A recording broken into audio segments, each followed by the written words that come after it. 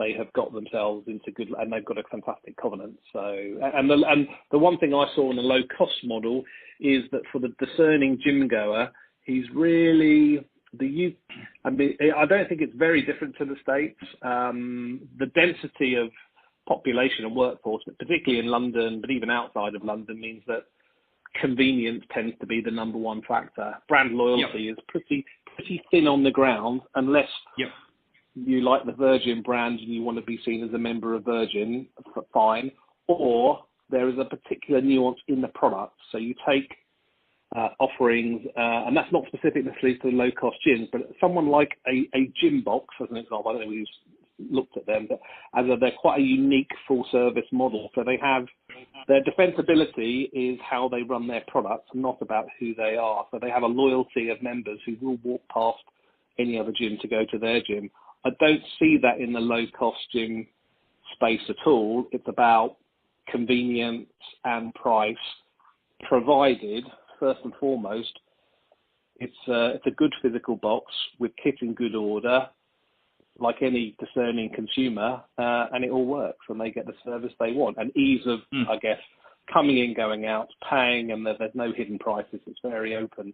And you're rightly pointing out that what's really happened in the UK market is the middle market that used to be the high yield, the high EBITDA yielding, is the bit that's got squeezed out. The premium have become more premium, and the low-cost sector has moved their yields a bit, and there's very few, if any, of any substance in the middle market, because you're betwixt and between. The difference between middle market and premium is a very big investment, which they don't have, and they are not so far removed from the low-cost market, the only difference being if they've got a pool facilities or not, generally speaking, because the kit, you'd be hard to push to tell the difference between the quality of the kit. And they've got just as large network of personal trainers and or classes. They've just done slightly differently to fit their staffing model. They use their personal trainers as the quasi workforce in any event. So that's really, and for most gym goers, how much interaction with staff do they really want unless you've got personal training there? So that's the real, I guess, the benefit in the low, as I've seen from those two players. And both of them have done it pretty well. They found sites in good areas, and the low-cost market during the downturn in the economy in the UK, in the north of England in particular, is where they really started to make hay. But they've got a good build model that yields some pretty accretive sites almost anywhere in the country. And now, so two other questions on that. So now that there's quote-unquote scale, right, as you said, I think the two of them combined are something like 60% of all the low-cost sites that exist. I presume one of the potential benefits of that is, to the extent a good site, quote-unquote good site, comes available, they are top of mind for landlords, right?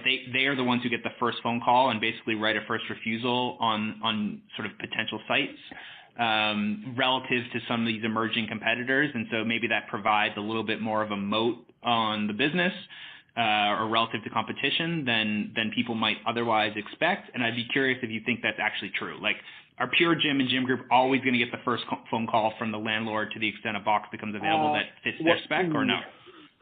It depends on the landlord and depends where it is. I mean, if you have a big box in London, Virgin will have it unless they say no. It's one of the. I mean, if you're outside of what you're seeing in the UK now is a bit like the strip malls in the States. You've got the emergence and all the developments, the retail leisure schemes. They're all trying around nationally.